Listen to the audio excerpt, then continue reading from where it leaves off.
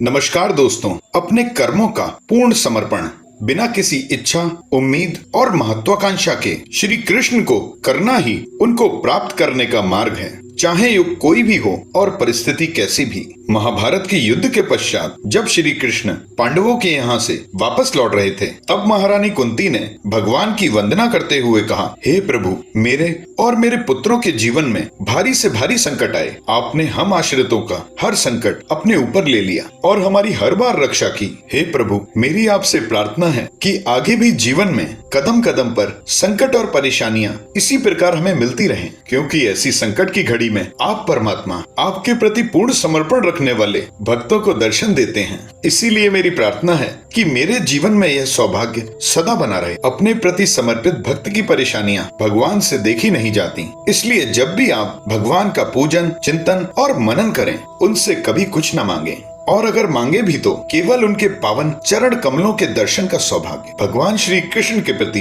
पूर्ण समर्पण करने के लिए प्रतिदिन अपनी दिनचर्या से कुछ समय भगवान की लीला कथाओं के श्रवण, कथन, चिंतन और मनन के लिए अवश्य निकालें, और अपनी जीविका के लिए जो भी कर्म करें पूरी मेहनत और मन से करें, परंतु उन कर्मों के फल की सारी जिम्मेदारी भगवान पर छोड़ दें। अपने आप को भगवान के हवाले कर देना, और वह भी बिना किसी इच्छा के, यही भगवान के प्रति पूर्ण समर्पण है। जिस प्रकार घुड़सवार घोड़े को बहला फुसलाकर अपने बस में कर लेता है और अपना कार्य निकालना जानता है, उसी प्रकार मनुष्य को चाहिए कि अपने मन को प्रेम से, जिद से बहला फुसलाकर धीरे धीरे सांसारिक भोग विलासों से नियंत्रित कर संयमित करे, क्योंकि ये इच्छाएं ही तो जीव को भगवान के प्रति पूर्ण समर्पण से विचलित करती हैं। श्री कृष्ण से जुड़ने के लिए प्रतिदिन दिनचर्या में अपने हृदय कमल की कर्णिका में भगवान के स्वरूप का इस प्रकार ध्यान विधि से ध्यान करना चाहिए, जो स्वयं भगवान श्री कृष्ण ने ही उद्धव जी को बताई है, क्योंकि ऐसा करने से आप प्रति क्षण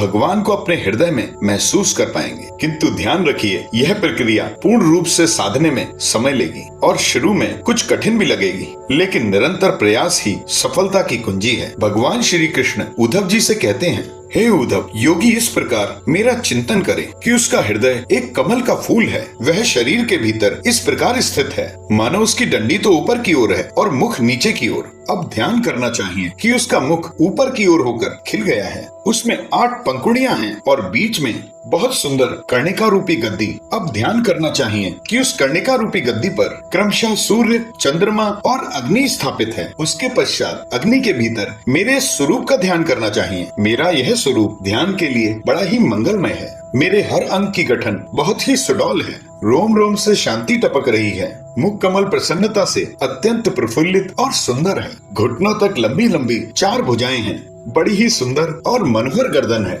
सुंदर गाल मरकत मणि के समान निखर रहे हैं। मुख पर मंद मंद मुस्कान की अनोखी छटा है। दोनों ओर के कान बराबर और उनमें मछली की आकृति के कुंडल छिलमिला रहे हैं। वर्षाकालीन बादलों के समान श्याम शरीर पर पीले वस्त्र धारण किए हैं। श्री वत्स व लक्ष्मी जी का चिन्ह वक्ष स्थल पर दाएं बाएं विराजमान है।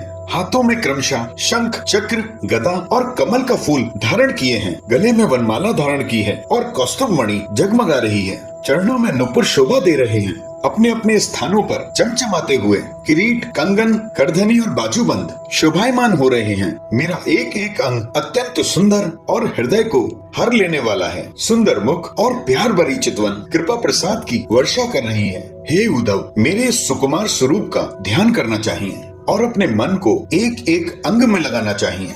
बुद्धिमान पुरुष को चाहिए कि मन के द्वारा इंद्रियों को उसके विषयों से खींच ले और मन को बुद्धि रूप सारथी की सहायता से मुझ में ही लगा दे, चाहे वह फिर मेरे किसी भी अंग में क्यों न लगे। जब सारे शरीर का ध्यान होने लगे, तब अपने चित्त को खींचकर किसी एक स्थान में स्थिर करे और अन्य अंगों का चिंतन ना करके मंद मंद मुस्कान से युक्त मेरे मुख का ध्यान करे। जब चित्त मुखारबिंद पर ठहर जाए, तब उसे वहां से हटाकर आकाश में स्थिर करे। तदंतर आकाश का भी चिंतन त्याग कर मेरे स्वरूप में आरूढ़ हो और मेरे सिवा किसी भी वस्तु का चिंतन ना करे। जब भक्त का मुझ में इस प्रकार चित्त समाहित हो जाता है, तब जैसे एक ज्योति दूसरी ज्योति से मिलकर एक हो जाती है, वैसे ही वह भक्त अपने में मुझे और मुझ सर्वात्मा में अपने आप को अनुभव करने लगता है। जो योगी इस प्रकार तीव्र ध्यान योग के द्वारा मुझ में ही अपने चित्त का संयम करता है, उसके चित्त से वस्तु की अनेकता, तत्व संबंधी ज्ञान और उसकी प्राप्ति के लिए होने वाले कर्मों के भ्रम शीघ्र ही निवृत्त हो जाते हैं।